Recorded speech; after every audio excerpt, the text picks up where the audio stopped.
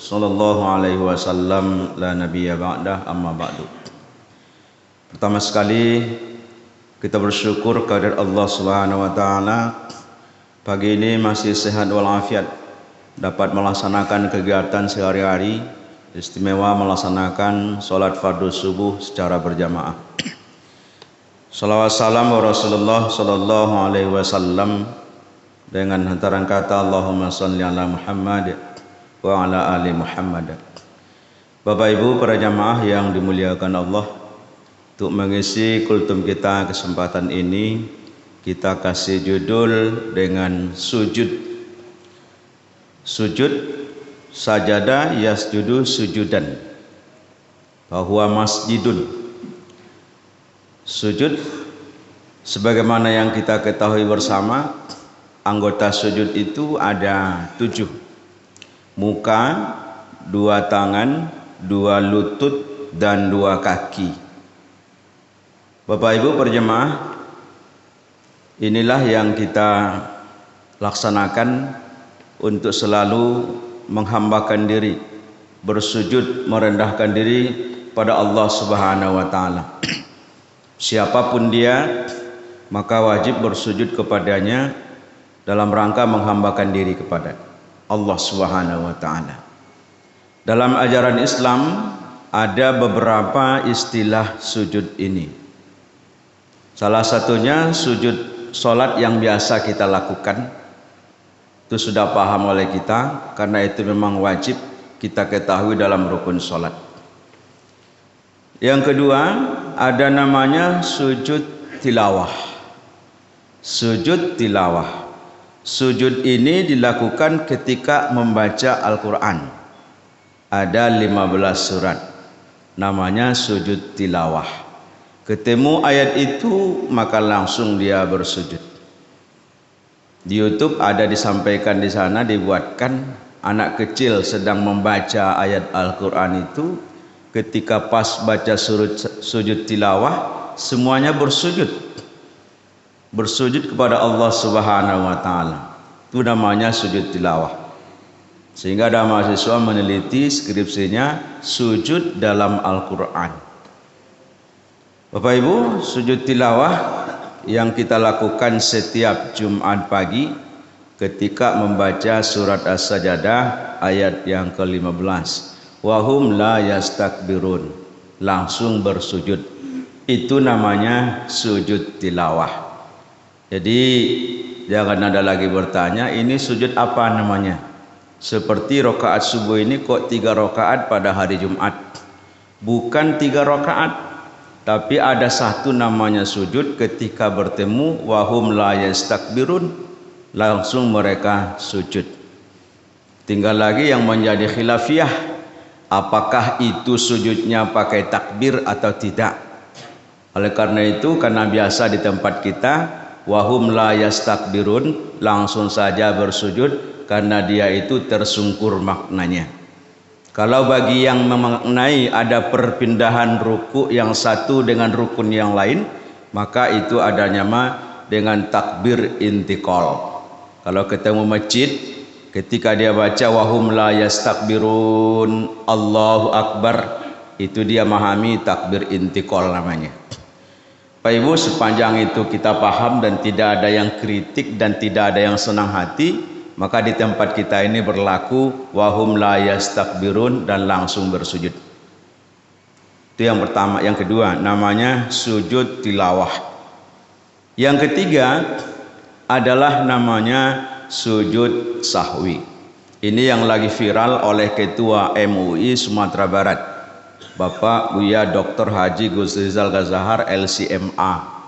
Beliau mungkin di grup kita, saya tengok grup jamaah Masjid Baitul Ma'mur itu sudah 3 orang yang ngirim kisaran 3 hari yang lalu terkait dengan tausiahnya atau kajian beliau persoalan masalah masjid. Salah satunya mesti tahu yang namanya imam itu harus tahu dengan istilah sujud sahwi. Sepanjang tidak tahu dengan istilah sujud sahwi, maka akan terjadi gejolak di jamaah. Apa gejolaknya? Sujud sahwi artinya sujud yang dilakukan ketika kelupaan. Lupa rukun solat oleh imam, maka diingatkan oleh makmum. Dalam fikihnya, laki-laki yang ingat terhadap kelupaan itu dia sebut dengan kalimat subhanallah, subhanallah, subhanallah. Kalau perempuan yang ingat berjamaah itu kelupaan imam, dia bertepuk tangan. Tetapi apa yang jadi masalah Bapak Ibu, inilah pentingnya kita yang di belakang imam ini orang yang mampu untuk mengingatkan imam, orang yang mampu menggantikan imam. Tidak sembarangan di sini Bu, Pak. Tapi bagaimana pula lah cara mengusirnya. Jadi harus paham kita. Andaikan nanti imam ini jatuh, andaikan nanti imam ini berhalangan, dia batal wuduknya, bagaimana cara ilmu untuk menggantikannya? Pak Ibu, ada lelucon beliau, ya Buya Gus Rizal, saya tengok di videonya, ini sembarang menuduh jadi imam, angkulah, angkulah. Akhirnya maju dia preman jadi imam. Ya di YouTube pun ada Pak, boleh ditengok YouTube-nya. Kalau di YouTube itu masalah bacaan kunut. Tempat kita tidak ada kunut. Apa itu kunut? Nah, bacaan kunut, nah, yang ada kita dengar itu di Masjid Al-Azhar. Pak Ibu, yang pertama terkait dengan kunut ini, kalau jadi imam, seperti hamba Bapak Ibu pulang kampung kemarin, diingatkan oleh Mama Rasid jadi imam. Oke Mama, siap. Tapi ingat, jangan lupa kunut, karena di Padang tidak kunut, kata beliau. Oke siap Mama. Lalu saya imam, untung diingatkannya. Kalau lupa gimana? Bagi mereka kalau kelupaan kunut itu termasuk sujud sahwi, karena betapa pentingnya bagi mereka itu memahami persoalan kunut subuh itu. Bacaan kunut subuh yang kita dengar, Allahumma hdina fi man hadait wa afina fi man afait wa tawallana fi man tawallait, dan seterusnya. Nah, kalau lupa itu bagi mereka yang paham, itu sujud sahwi namanya. Pak Ibu, ketika dia tidak tahu bacaan kunut, maka jamaah mengingatkan subhanallah, kan begitu oleh makmum yang preman tadi. Apa yang salahnya, apa yang kurang? Subhanallah, apa yang kurang? Lupa dia. Banyak diingatkan kunut, kata makmum. Oleh imam ingat, kunut dia. Maka dia bacanya kunut. Bah, subhanallah, kata makmum juga. Oh, berarti ini kurang panjang kunutnya. Kunut, kata makmum dari belakang. Imam tadi sama-sama tidak tahu sujud sahwi tadi. Maka karena sudah 3 kali subhanallah kata makmum, langsung lagi kata makmum Allahu Akbar, kata makmum. Imam ini Allahu Akbar, dan seterusnya sampai sujud. Tiba di sujud, wah ini kacau ini, kata imam. Kalau nanti nampak saya pasti nanti digalaan. Lalu dia berusaha tengok, rupanya kiri kanan ada pintunya terbuka. Sedang sujud, imam lari. Imam lari. Apa yang terjadi? Rupanya makmum ini ada yang nakal, ada juga yang nakal. Apa nakalnya Pak? Nyeputan kapelo. Dicari imam. Wih, imam lari. Pas soraknya Pak. Wih, imam lari. Lalu yang di sebelah samping lagi dia tengok, woi imam lari. Akhirnya sholatnya berantakan. Itu yang pandai dia. Maka oleh karena itu ada juga mesti ada ilmunya. Ketika kita sholat ada kekurangan rukunnya, contoh kurang rakaatnya, kata makmum subhanallah, apa ini ya? Maka yang paling susah jadi imam itu sholat zuhur asar. Kalau maghrib isya itu ada bacaan jaharnya Pak, mudah ingatnya. Tapi kalau sholat zuhur asar agak-agak lupa karena banyak pikiran dan lain sebagainya. Apalagi ibu bapak sholat di rumah sendirian terus sering lupa sholat beberapa bilangan rokaatnya. Labara rokaat kaya 3 sampai 5. Muncul keraguan. Yang susahnya jadi imam. Berapa ini ya? Maka imam ini mesti memang ekstra hati-hati. Kalau diingatkan makmum apa yang kurang ya, itu namanya sujud sahwi. Maka persoalannya itu apa yang disebut dengan sujud sahwi dan apa bacaannya dan bagaimana cara pelaksanaannya. Andaikan imam tidak tahu ilmunya, maka dia akan lari tinggalkan jamaahnya. Emang gue pikirin, Pak Ibu, ada ilmunya, namanya sujud sahwi, sujud yang dilakukan ketika kelupaan, lupa bilangan rakaatnya. Maka kalau sholatnya itu ada yang salah, diingatkan oleh imam, masihkah dalam sholat atau sudah di luar sholat? Artinya orang sudah salam semua, assalamualaikum, assalamualaikum, maiboh di belakang, tadi berapa rakaat?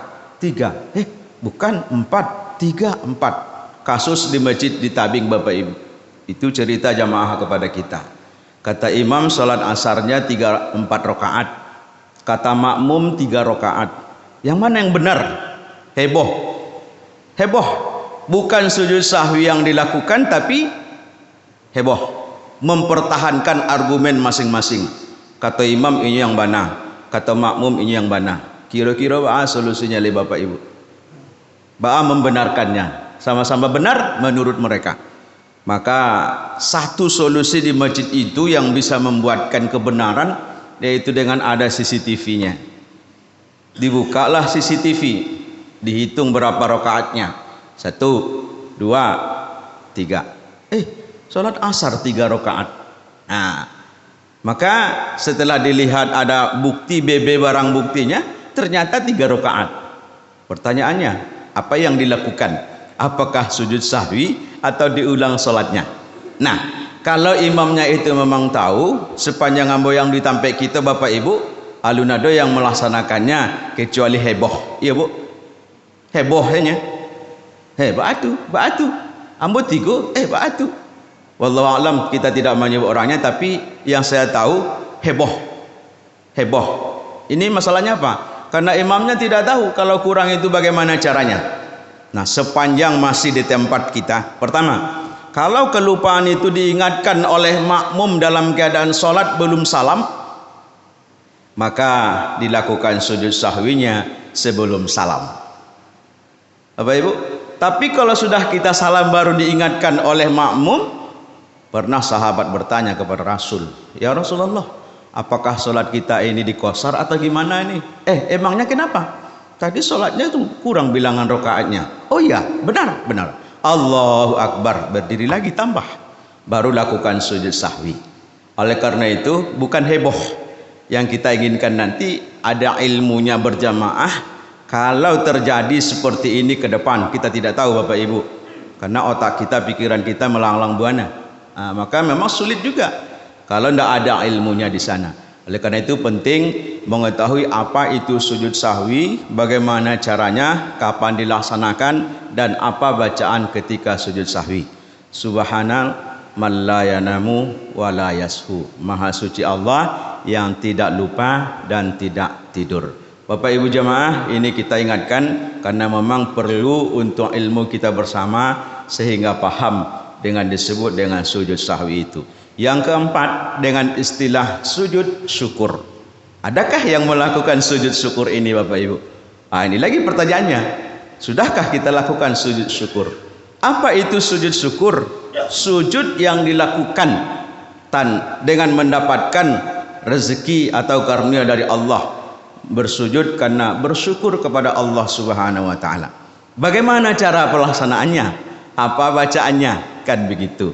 Maka istilah-istilah sujud ini mesti kita ketahui bersama.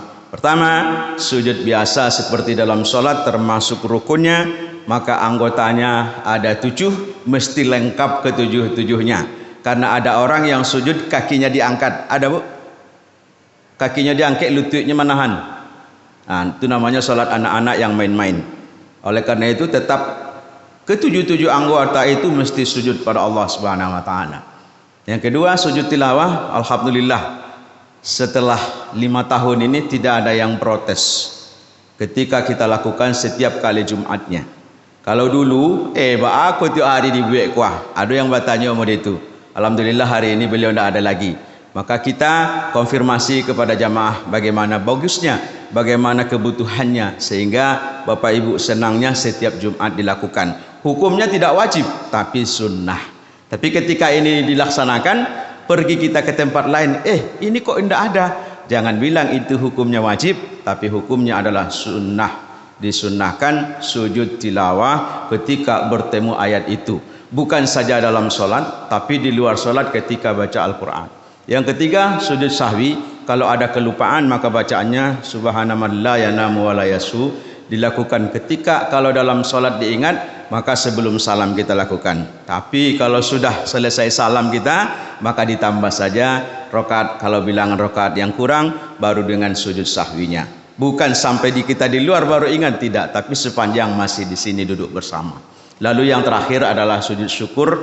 Semoga sujud syukur ini selalu kita laksanakan juga, karena bersyukur atas pemberian nikmat Allah itu, dan dia hanya rukunnya niat. Yang kedua, sujud langsung berterima kasih pada Allah Subhanahu wa taala. Mudah-mudahan kita menjadi hamba yang selalu bersujud, mirruka'is sujud, rukuk dan sujud. Mudah-mudahan ini pertanda kita patuh kepada Allah Subhanahu wa taala. Demikian saja yang dapat kita sampaikan, mudah-mudahan manfaat. Wa billahi fi sabilil haq wa astaghfirul khairat. Assalamualaikum warahmatullahi wabarakatuh.